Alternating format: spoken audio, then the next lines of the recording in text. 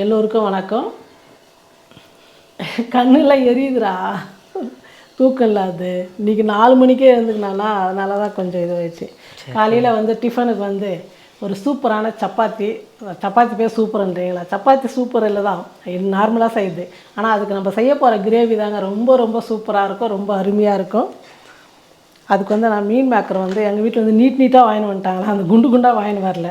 சரி, எதுவாக இருந்தாலும் எல்லாம் ஒன்று தானே, மாடல் தான் வேறு வேறு, நீட்டு குண்டுலாம். நான் லாஸ்ட்டாக ஒரு டைம்மா இதை வச்சு மஞ்சூரியன் செஞ்சேன். அப்போ நிறைய பேர் கேட்டாங்க, சூப்பராக இந்த எங்கே வாங்கினீங்கன்னு கேட்டிருந்தாங்க. இந்த இது சோயா எங்கே வாங்கினீங்க அப்படின்னு கேட்டாங்க. இது வந்து நாங்கள் தாமரைன்னு சொல்லிட்டு கோயம்புத்தூரில் ஒரு நட்ஸு ஷாப் இருக்கும். கோயம்புத்தூர்லேருந்து சேலம் போகிற ஹைவே அங்கே ஒன்று இருக்குது. அதுக்கப்புறம் செல்வபுரம் ஒன்று இருக்குது. ஆமாம் ஆமாம். நம்ம வாங்கினது வந்து இங்கே தாமரைப்பாறையில், சேலம் போகிற வழி. நம்ம வாங்கினது சின்னியம்பாளையம் போகிற வழியில் இருக்குது, லெஃப்ட் சைடில் ஹைவேல. பேர் என்ன? சின்னியம்பாளையம் நினைக்கிறேன். அந்த ஹைவே அந்த இடத்துல தான் நினைக்கிறேன். ஆமாம், நல்லா இருக்கு. ஆனால் எப்படி செஞ்சாலும் நல்லா இருக்குது. ஆனால் இது சாப்பிட்டாவும் நல்லது அப்படின்னு சொன்னாங்க. இன்றைக்கி இதை வச்சு தான் நம்ம வந்து ஒரு அருமையான கிரேவி செய்ய போகிறோம். அதுக்கு வந்து நான் தண்ணி வந்து நல்லா கொதிக்க வச்சுட்டேன். இந்த தண்ணியில் வந்து இதை சேர்த்துக்கலாம். கொஞ்சம் தான் இருக்குது, போதுங்களா? போதும். இது கொஞ்சமாக இருக்குன்னா இதில் வந்து நாம தான் சாப்பிடுவோம், அப்பா சாப்பிட மாட்டார். ஆமாம், அதனால் செஞ்சுட்டு மறுபடியும் அதே கொஞ்சம் மீதி வச்சு அடுத்த வேலைக்கு நாம தான். காலங்காலமாக இருக்க ஒரு பிரச்சனை, சோயா வந்து அவருக்கு வந்து சாப்பிட்டோம்னா அது ஏதோ கறி இருக்க மாதிரி இருக்க டச் பண்ணா. சோயாவே இல்லை, நிறைய விஷயம் செஞ்சுட்டு நான் அவருக்கு மறுபடியும் செய்யணும். இப்போ சப்பாத்திக்கு நான் இது செஞ்சால் அவருக்கு சட்னியோ இல்லை தக்காளி தொக்கா அந்த மாதிரி ஏதாவது பண்ணணும். இதனால் வந்து அதுக்கு நமக்கு தேவையான அளவுக்கு செஞ்சுட்டு மீதி வந்து அவரே கூட சட்னி போட்டுக்கிட்டோம். ஏன்னா இப்போ இருக்கிற வேலையில் வந்து நம்ம ஸ்டவ் ஆஃப் பண்ணிடலாம். ரொம்ப நேரம் வந்து வேணால் அந்த சுடு தண்ணியிலே வந்து ஒரு 2-3 நிமிஷம் வந்தால் போதும், இல்லைன்னா ரொம்ப இதுவாகிடும். பாருங்க, இப்போயே வந்து நல்லா வெந்துடுச்சு. தட்டு போட்டு மூடி வச்சிடலாம். இப்போ அது வந்து ஒரு பக்கம் அப்படியே சுடு தண்ணியில் இருக்கட்டும். நம்ம வந்து மசாலா வந்து ஃபஸ்ட்டு ஆட்டிக்கலாம். இதுக்கு மெயின் வந்து இந்த மசாலா தாங்க சூப்பராக இருக்கும். 4 லவங்கம், 2 ஏலக்காய், சின்னதாக 2 துண்டு பட்டை, சீரகம் ஒரு 1/2 ஸ்பூனு, மிளகு 1/4 ஸ்பூனு, முந்திரி வந்து மெயின். இந்த கிரேவிக்கு வந்து முந்திரி சேர்த்துனா அவ்வளோ டேஸ்ட்டாக இருக்கும். ஒரு 10 முந்திரி, ஒரு 1/4 மூடி தேங்காய் எடுத்து வச்சுருக்கிறேன். இதை வந்து ஃபஸ்ட்டு நம்ம மிக்சியில் அரைச்சி வச்சுட்டு அதுக்கப்புறம் இந்த கிரேவிக்கு வந்து வெங்காயம் ஒரு 3 எடுத்து வச்சுருக்கிறேன், தக்காளி ஒரு 2 எடுத்து வச்சுக்கிறேன். இப்போ இதெல்லாம் கட் பண்ணிக்கலாம். இதை அரைச்சி வச்சுட்டு இது சூடாரி நம்ம தண்ணியில் போட்டு பேசிட்டுக்குள்ளே இந்த வேலைலாம் சின்ன சின்ன வேலைலாம் பார்த்துக்கலாம். ஃபஸ்ட்டு இது மிக்சியில் வந்து நைஸாக அரைச்சிக்கலாம். இதெல்லாம் அப்படியே கொஞ்சம் எடுத்து வச்சுடுணுங்களா. இப்போ மிக்சியில் அரைக்கிறதுக்கு ஒருத்தர் ரெடியாக நிற்கிறாரு. மிக்சியில் அரைக்கிறதுக்கு, கீரை பருப்பு சட்டியில் கடையத்துக்கு, பருப்பு கடையத்துக்கு, இதுக்கெல்லாம் அப்பா வந்து ரெடியாக நிற்பார். ஏன்னு கேட்டால் கீழே உட்காந்து நம்ம வந்து பருப்பு கடைய முடியாது, ஏன்னா தொப்பை வந்து இடிக்குதுங்களா, வளைஞ்சி கடையணும். அதனால் ரெடியாக இருப்பார். நேராக கூப்பிட்டவுடனே வந்து ஒரே செகண்டு தான் உட்காருவார், போட்டு இப்போ கீரை பருப்பு கடைஞ்சி கொடுத்துட்டு போயினே இருப்பார். அதனால் அதே மாதிரி மிக்சியும் அவ்வளோதான், டக்குன்னு வந்து நிற்பார், அரைச்சி கொடுத்துருவார். நீங்கள் வரலாம், மிக்சியில் அரைச்சி கொடுத்துட்டு நீங்கள் போயிடுங்க, நாங்கள் வீடியோ எடுக்கிறோம். எல்லாத்தையும் ஒன்றாவாமா? ஆமாம், எல்லாமே போட்டு தண்ணி ஊற்றி நல்லா நைஸாக அரைச்சி எடுத்துக்கணும். நான் வந்து தண்ணி ஊற்றி ஃபஸ்ட்டு அரைச்சிடுவேன். நான் தேங்காயெல்லாம் முழுசாக இருக்கும். அப்பா ஃபஸ்ட்டு பவுட்ரு மாதிரி அரைச்சிட்டு அதுக்கப்புறம் தண்ணி ஊற்றி நல்லா நைஸாக அரைச்சிடுவேன். தண்ணி சேர்த்து நல்லா நைஸாக அரைச்சிக்குங்க. இந்த பக்கம் வந்து மீன் மேக்கர் வந்து சுடு தண்ணியில் நல்லா வெந்துடுச்சு. இப்போ இதை எடுத்து ஒரு பாத்திரத்தில் போட்டு பச்சை தண்ணி ஊற்றிட்டு நம்ம வந்து கையில் வந்து நல்லா பிசைஞ்சு எடுத்துக்கலாம். தண்ணி இல்லாமல் அப்படியே சுட சுட வந்து பிசையும் முடியாது, தண்ணியும் வராது, கை சுடும் இல்லை. அதனால் என் பையன் சொல்கிறான், இதெல்லாம் தெரியாதாம்மா, எல்லாருக்குமே தெரியும் பச்சை தண்ணி ஊற்றுது அப்படின்னு பார்க்குறான். அப்படி தானடா மைண்ட் வாய்ஸ் வந்து பேசுது. மசாலா வந்து நல்லா நைஸாக அரைச்சாச்சு. இப்போ நம்ம வந்து சோயா வந்து தண்ணியிலேருந்து நல்லா பச்சை தண்ணியில் போட்டு நல்லா பிசைஞ்சு எடுத்துட்டோம். இது மிக்சியில் போட்டு கொஞ்சம் அரைச்சி எடுத்துக்கலாம். எல்லாமே அரைக்க முடியுமா? சரியாக போயிடுமா? பேஸ்ட் மாதிரி அரைக்கணுமாம்மா? பேஸ்ட் மாதிரி இல்லை, உதிராக அரைக்கணும். சும்மா ஒரு சுற்றுனா இதுவாகிடும். சும்மா பல்ஸ் பண்ணால் போதும் போல். இப்போ இந்த அளவுக்கு இருந்தால் போதும், ரொம்ப நைஸாலாம் அரைக்கக்கூடாது. ஒரு 5 செகண்ட் பல்ஸ் பண்ணதுக்கு. இது இன்னும் தண்ணி பிசைஞ்சிருந்தா உதிராக வரும். ஓகே, இதில் வந்து தண்ணி இருக்குது. ஆமாம், நான் எவ்வளோ பிசைஞ்சாலும் தண்ணி வந்துக்கிட்டே இருக்க மாதிரி. ஆமாம், அது என்னால் முடிஞ்சது நான் பிசைஞ்சேன், அதனால தான். இல்லைன்னா அது வந்து அப்படியே இது மாதிரி உதிராக இருக்கும். அவ்வளோதான். இப்போ நம்ம வந்து வெங்காயம் தக்காளி கட் பண்ணி தாளிச்சிக்கலாம். சமையல்லாம் வந்து நிறைய பேருக்கு நம்ம தனியாக செய்கிறதுனால கட் பண்ணுறது செய்கிறது சின்ன சின்ன வேலையெல்லாம் பண்ணுறதுனால ரொம்ப லேட் எடுக்கும். இப்போ எனக்கெல்லாம் பார்த்தீங்கன்னா ஒருத்தர் கட் பண்ணி கொடுக்கும்போது நான் தாளிச்சிடுவேன், அரைச்சி கொடுக்கும்போது இப்படி ஒவ்வொரு வேலை வந்து 2 பேரும் சேர்ந்து நாங்கள் வந்து வேலை செய்யும் போது ஒரு அரை மணி நேரத்தில் வந்து 4-5 சமையல் கூட முடிச்சுட்டு வந்துடுவேன். ஏன்னா அங்கே எல்லாம் ரெடியாக கொடுத்துருவாரு, நான் நீங்கள் வந்து தாளித்து கொடுப்பேன். அது வந்து ரொம்ப ஹெல்ப்பாக இருக்கும். ஒரு படம் வந்ததுமா, பர்மிலான்கோன்னு சொல்லிட்டு ஒரு காமெடி படம், ஜெயராம் அவர் நடிச்சிருப்பாரு. அன்னைக்கு ஒரு டிவியில் போட்டு காமிச்சினேன். அவங்களுக்கு இப்போதான் அதில் ஒரு காமெடி பார்த்தீங்களா? சப்பாத்தி செய்ய சொல்லுவாங்களா, ஆமாம் 8 மணிக்கு 8 8:30 9 கேட்பாங்க. ஒருத்தர் செஞ்சா 9, 2 பேர் செஞ்சா 8. எல்லாரும் செஞ்சீங்கன்னா 8 மணிக்கெல்லாம் இப்போ சாப்பிட்டுலாம். வந்து நீ வீடியோ எடுக்கிறியா, இவர் வந்து எல்லாம் கட் பண்ணி கொடுத்துட்றாரா, நான் வந்து தாளிக்கிறேன்னா டக்குன்னு ஆகிடும். இது கொதிக்கிறதுக்குள்ளே நான் மாவு பிசைஞ்சு ஒரு 10 நிமிஷம் ஊறிச்சுன்னா கிரேவி ஆன உடனே ஃபஸ்ட்டு நம்ம எப்பயுமே கிரேவி செஞ்சு வச்சுடுவோம். அதுக்கப்புறம் சப்பாத்தி சூடாக செஞ்சு ஏன்னா சப்பாத்தியெல்லாம் சுட்டு வச்சுட்டு சாப்பிட்டாலாம் ஆகாது. ஒரு செஞ்சு ஒரு 10 சப்பாத்தி ஹாட் பாக்ஸில் போட்டோமா கொஞ்சம் வந்து ஒரு 5 நிமிஷம் இருந்ததுன்னா நல்லா மெத்துன்னு ஆகிடும். அப்போ 4 பேர் உட்காந்தாலும் எவ்வளோ சாப்பிடுவாங்களோ, சப்பாத்தி சுட்டு வச்சுட்டு காஞ்சிப்போம். தோசை சப்பாத்திலாம் வந்து செய்யும் போதே கொடுத்தா தான் நம்ம இவ்வளோ சாப்பிடுவாங்கன்னு சொல்லிட்டு நம்ம கரெக்டாக செஞ்சு முடிச்சிடலாம். அது மலரமான் கோன் வச்சிருக்கணும் படம் பேர் மாற்றி வச்சிட்டாங்க. அதே தான் இருக்குது. வந்து நம்ம தாளிப்புக்கு வந்து எண்ணெய் சேர்த்துக்கிறேன். நான் வந்து கடலை எண்ணெய் சேர்க்குறேன். எண்ணெய் வந்து காஞ்சிடுச்சு. நான் வந்து ஒரு மீடியம் சைஸில் 3 வெங்காயம் வந்து பொடியாக கட் பண்ணிவிட்டு அதை சேர்த்துக்கலாம். வெங்காயம் வந்து கொஞ்சம் நல்லா கலர் மாறி வரணும். கிரேவிக்கெலாம் வந்து கோல்டன் கலர் மாதிரி நல்லா கலர் மாறணும். அப்போ தான் டேஸ்ட் வந்து நல்லாயிருக்கும். வெங்காயம் வந்து நல்லா வதங்கட்டும். பாருங்கள், வெங்காயம் வந்து இந்த அளவுக்கு வந்து கலர் மாறி இருக்கணும். இப்போ வந்து நான் 2 தக்காளி பொடியாக கட் பண்ணிக்கிட்டு இந்த தக்காளி சேர்த்துக்கலாம். இஞ்சி பூண்டு பேஸ்ட்டு 1 ஸ்பூன், மிளகாத்தூள் 1/2 ஸ்பூன், தனியாத்தூள் 1 ஸ்பூன், கொஞ்சமாக மஞ்சள் தூள். மஞ்சள் தூள்லாம் இப்போ நான் அதிகமாக சேர்க்கறதே இல்லை. பிரியாவுக்கு வந்து மஞ்சள் போடக்கூடாதுனால இதில் தான் சேர்க்குறேன். இதுக்கு முன்னே சமையலாக நான் சேர்த்ததே இல்லை மஞ்சள். தேவையான அளவுக்கு உப்பு. இதெல்லாம் சேர்த்து நல்லா கிரேவி மாதிரி தக்காளியெல்லாம் நல்லா மசாலாலாம் நல்லா வதங்கி வரணும். நல்லா வதங்கட்டும். ஒரு 2-3 நிமிஷத்துக்கு வந்து நல்லா வதங்கி இந்த தக்காளியெல்லாம் நல்லா மசிஞ்சு வரணும். பாருங்கள், நம்ம சேர்த்துக்கிட்ட தக்காளி மசாலாலாம் வந்து நல்லா வதங்கி இந்த மாதிரி தொக்கு மாதிரி வந்துடணும். இப்போ வந்து நம்ம அரைச்ச விழுது, தேங்காய் விழுது அரைச்சோம் இல்லையா, அதை வந்து சேர்த்துடலாம்.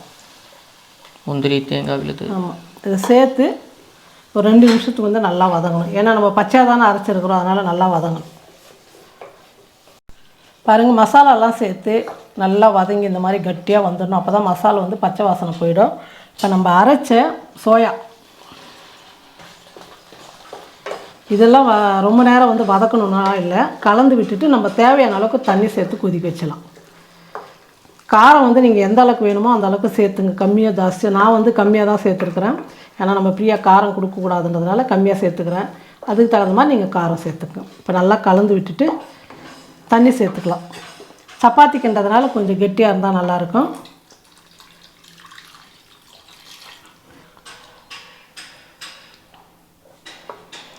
ஒரு 5 நிமிஷத்துக்கு வந்து நல்லா கொதிக்கட்டும். அதுக்குள்ளே வந்து நம்ம சப்பாத்திக்கு மாவு பிசைஞ்சிக்கலாம்.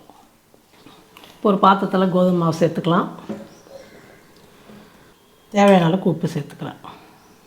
கொஞ்சமாக 1 ஸ்பூன் எண்ணெய். நான் சப்பாத்திக்கு வந்து வேறு எதுவும் சேர்க்குறதில்ல. நம்ம பால் ஊற்றி நல்லா பால் வந்து காய வச்சு குழந்தைங்கலாம் கொடுக்குறன்னும் போது பால் நல்லா காய வச்சு வெறும் பால்லேயே வந்து சப்பாத்தி செஞ்சாலும் நல்லா பூ மாதிரி சூப்பராக இருக்கும். அப்புறம் தயிர் போட்டு செய்யலாம். அப்புறம் சுடு தண்ணி நல்லா காய வச்சுட்டு செய்யலாம். இப்போ நான் வந்து வெறும் சால்ட்டு கொஞ்சோண்டு எண்ணெய் மட்டும் சேர்த்து மாவு பிசைஞ்சுக்கிறேன். அது கிரேவி ஆகிறதுக்குள்ளே இது ஒரு 20 நிமிஷம் அப்படி நல்லா ஊறுச்சுன்னா கரெக்டாக இருக்கும் செய்கிறதுக்கு. மாவு பிசைறதுல தான் இருக்குதுங்க சப்பாத்தி வந்து எந்த அளவுக்கு நல்லா இருக்குன்னு சொல்லிட்டு. எங்கள் பையன் வந்து நான் நிறைய முறை சொல்லியிருப்பேன், ட்ராவல்லாம் போகும்போது சப்பாத்தி செஞ்சுக்குமா தக்காளி தொக்கு வேணுவோம். ஏன்னா சப்பாத்தி நாங்கள் காலையில் செஞ்சு எடுத்துன்னு போயிட்டோமா நைட்டு வரைக்கும் கூட சாப்பிடுவோம். நாங்கள் அந்த சப்பாத்தி நல்லாயிருக்கும், அப்படியே பூ மாதிரி மெத்துன்னு இருக்கும். மாவு வந்து நல்லா பிசைஞ்சு வச்சிடணும். அதே மாதிரி நாங்கள் ட்ராவலில் போகும்போது காலையில் பிசைஞ்சு செஞ்சால் கொஞ்சம் கல் மாதிரி இருக்குன்றதுனால நான் நைட்டே நல்லா மாவு பிசைஞ்சு வச்சுடுவேன். காலையில் செய்யும் போது அப்படியே அந்த மாவே அவ்வளோ பூ மாதிரி அப்படியே தொட்டாவே போதும், அந்த அளவுக்கு இருக்கும். அப்போ வந்து சப்பாத்தி வந்து நல்லாயிருக்கும், சாப்பிடும் போது ஆடாக இருக்காது, நல்லா மெத்துன்னு இருக்கும். போன முறை இப்போ 2 நாளைக்கு முன்னே ஊருக்கு போகும்போது கூட எங்கள் பையன் சப்பாத்தி செஞ்சுக்குமானே போடாடே காலையிலேருந்து செய்யணும். அதுவும் கொஞ்சம் லேட்டாக போகிற மாதிரி தான் நம்ம பண்ணிக்கலாம். 5 மணிக்கெலாம் கிளம்புறன்னும் போது நம்ம அன்னையத்துக்கு வந்து ரெடி ஆகணும் செய்யணுன்றதுனால அன்றைக்கி செய்யவே இல்லை. நான் பாருங்கள் சப்பாத்திக்கு வந்து மாவு பிசைஞ்சிட்டேன். இந்த அளவுக்கு கை வச்சு அழுத்தும் போது இப்படி இருக்கணும். இது கரெக்டான பக்குவம். ஒரு தட்டு போட்டு மூடி வச்சிடலாம். இது ஒரு பக்கம் ஒரு 20 நிமிஷமாவது மாவு ஊறட்டும். இந்த பக்கம் வந்து கிரேவி ரெடியாக இருக்குது, கரெக்டாக வந்துடுச்சு. இன்னும் சூடாகிறதுக்குள்ள இன்னும் கொஞ்சம் கெட்டியாகிடும். சப்பாத்தி பூரி எல்லாத்துக்குமே சாப்பிட்லாம், ரொம்ப டேஸ்ட்டாக இருக்கும். இப்போ நான் வந்து கடைசியாக வந்து கருவேப்பிலை கொஞ்சமும் கொத்தமல்லி கொஞ்சம் சேர்த்துக்கிறேன். ஏன் கருவேப்பிலை லாஸ்ட்டில் சேர்க்குறேன்னா இந்த கிரேவிக்கு வந்து நீங்கள் கடைசியாக கருவேப்பிலை கொத்தமல்லி சேர்க்கும் போது அப்படியே கருவேப்பிலை கொத்தமல்லியோட வாசனை வந்து அவ்வளோ சூப்பராக இருக்கும். போட்டு கலந்து விட்டுட்டு ஸ்டவ் ஆஃப் பண்ணிடலாம். மூடி போட்டு மூடிட்டிங்கன்னா நம்ம சப்பாத்தி செய்யறதுக்குள்ள ரொம்ப அருமையாக இருக்கும் சாப்பிட்றதுக்கு. Soya keema gravy. ஆமாம், சப்பாத்திக்கு ரெடி ஆயிடுச்சு மாவு. நான் தேய்ச்சிக்கிறேன். நம்ம மாவு வந்து பிசைஞ்சு இந்த மாதிரி எடுக்கிறோம் பார்த்தீங்களா, அப்போவே தெரியும் நமக்கு சப்பாத்தி எந்த அளவுக்கு ஸ்மூத்தாக வரும், எப்படி இருக்குன்னு சொல்லிட்டு இந்த மாவுலேயே தெரிஞ்சிடும் நமக்கு. இந்த கையில் எடுக்கும் போதே ஒட்டக்கூடாது, நல்லா இந்த மாதிரி மெத்துன்னு இருக்கணும் மாவு. நான் வந்து பெருசாக தாங்க செய்வேன். 4 சப்பாத்தி சாப்பிட்றவங்க 2 சப்பாத்தி சாப்பிட்டுட்டோம் அப்படின்னு சொல்லிட்டு நல்லா பெருசு பெருசாக செய்வேன். அதே மாதிரி நம்ம சப்பாத்தி பார்த்தீங்கன்னா பனியனு ஜட்டி அந்த மாதிரி இருக்கும். ஷேப் வராது, ரவுண்ட் ஷேப். இன்னைக்கு வரைக்கும் ரவுண்ட் ஷேப் பண்ணலாம்டா, நான் வந்து மடித்து போட்டு செய்வேன்ல. என்ன மடிச்சு போட்டாலும் அது தர அப்படி வந்தாகணும். இந்த இப்படி தேய்க்க சொன்னால் ரவுண்டாக தேய்ச்சிட்றாங்க. இப்படி தேய்ச்சா எல்லாருக்குமே தான் ரவுண்டாக வரும். காலையிலேருந்து நைட் வரைக்கும் நல்லா இருக்கிறதுக்கு காரணம் என்னன்னா, இப்போ இது செய்ய போகிறது தான் அந்த எண்ணெய் பாட்டில் இது. நான் எப்பவுமே அப்படி தான் செய்வேன். ஏன்னா வந்து நம்ம பிச்சு சாப்பிடும் போதோ நல்லா எண்ணெய் லேராக வரும். அப்படியே லேயர் சப்பாத்திக்காக அப்படி எண்ணெய் தேய்ச்சி அப்படி மடிச்சு இப்போ வந்து என்ன ஆகும், முக்கோணம் மாதிரி தான் வரும். அப்படியே மாற்றி மாற்றி தேய்ச்சி பாருங்கள், ட்ரை பண்ணி பாருங்கள். இல்லை நிறைய பேர் நல்லா தேய்க்கிறாங்க, ரவுண்டாக தேய்க்கிறாங்க. ஆனால் எனக்கு வரதில்லை. லைட்டாக திருப்புங்க, அப்படி லைட்டாக திருப்புங்க. நான் கிளாஸ் எடுத்துக்கிறேன். ஆனாலும் பாருங்க ஷேப் இப்போ ஜட்டி மாதிரி தான் வருமே. எப்படி ஆயிடுச்சு. எப்படி தேய்ச்சாலும் எனக்கு அப்படி தான் வரும் சப்பாத்தி. சாப்பிட தானே போகிறேன்டா, ஆனால் நல்லா இருக்குண்டா சப்பாத்தி. ஆனாலும்மா உன் மனதைரியத்தை பாராட்டுறேன். உனக்கு ஒரு விஷயம் தெரியுமா, நிறைய பேர் நான் பார்த்துக்கிறேன் சப்பாத்தி ரவுண்டாக வருதுன்னா அப்படியே அழகாக இருக்கும், வச்சு கட் பண்ணிக்கிறாங்க. அந்த மாதிரி பண்ணிக்கினா ரவுண்டாக வருது. தட்டுக்கு போகும்போது கொஞ்சம் கௌரவமாக சப்பாத்தி. இப்போ நம்ம சாப்பிட்றதுனால பரவாயில்ல, யாராவது கெஸ்ட் வராங்கன்னா என்ன இவங்க இப்படி சப்பாத்தி செஞ்சுக்கிறாங்கன்னு சொல்லக்கூடாதுல்ல. அப்போ வந்து ரவுண்டாக வந்து கட் பண்ணிக்கலாம்.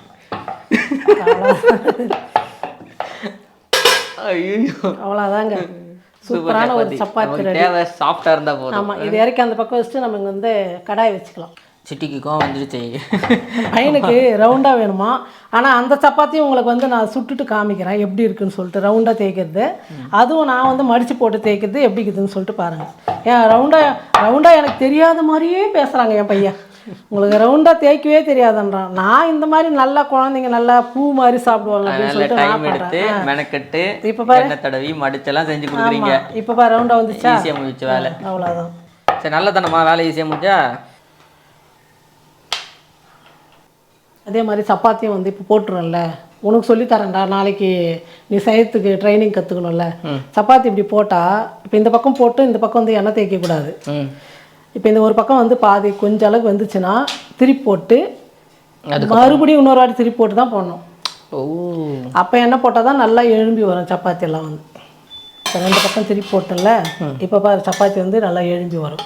இது மேலே வந்து லைட்டாக அப்படி எண்ணெய் தடவிக்கணும். அவ்வளோதாங்க, சப்பாத்தி வந்து 2 பக்கம் திருப்பி போட்டு எடுத்தாச்சு. இப்போ நம்முடைய ஜட்டி சப்பாத்தி போடுவோம். ட்ரையாங்கல் சப்பாத்தி போடுங்க. அடுத்தது அப்படின்னா முக்கோண சப்பாத்தி. முக்கோண சப்பாத்தியா பேர் வச்சுருக்கீங்க பேர். பிரியா அப்படி தான் தூக்கி காமிச்சிட்டு இருக்கு. எங்கள் பையனுக்கு கரெக்டாக இருக்குமா இந்த ஜட்டி அப்படின்னும். காலை கொடுங்கடா நீ மடிச்சு போடுமா.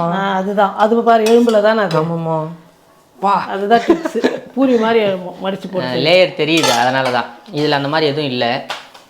ஆனாம்மா எப்படி செய்கிறாங்கன்னே தெரியலம்மா. சில பேர்லாம் ஹிந்திக்காரங்களாம் இருக்காங்கல்ல, அவங்க வந்து ரவுண்டாகவே வரும்டா. ஆமாம், எப்படின்னு தெரியல, நல்லா அந்த ரவுண்ட் ஷேப் வந்து கொண்டு வந்துடுவாங்க. ஆமாம், நார்த்துலலாம் அந்த சப்பாத்தி அப்படி பூரி மாதிரி எழும்புதுமா அது.